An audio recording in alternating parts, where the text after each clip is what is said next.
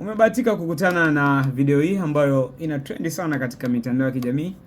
Imekuwa gumzo sana hususan kwa vijana wa kisasa ama vijana wa kidigitali ambao wamekuwa wapekuzi wa mitandao, na kubahatika na kukutana na baadhi ya clip tofauti za huyu mwamba. Unamfahamu jina lake? Je, unamfahamu anatokea wapi? Hebu tazama kwanza hii clip. Inakustajabisha eh? Kipi ambacho kimekushtua kutoka kwake? Muonekano wake, sura yake, ama mrembo ambaye amefunga naye ndoa? Mnamo 2022 mwezi wa 9, Sulaiya amebahatika kufunga ndoa na binti huyu ambaye amefahamika kwa jina la Sasha.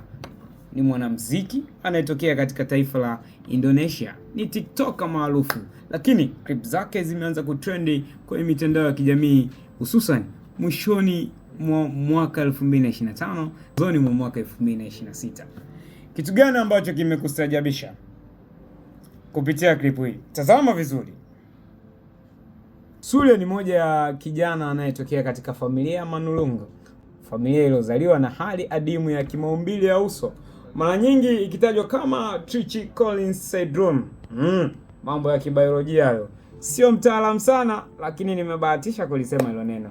Hali iliyowafanya kukumbana na dhihaka, kutengwa na maumivu ya kijamii tangu utotoni. Hata hivyo, badala ya kukata tamaa, Sulaiya na ndugu zake waliamua kukumbatia uhalisia wao, kuonekana hadharani na kutumia mitandao ya kijamii kama jukwaa la kuelimisha na kuhamasisha jamii.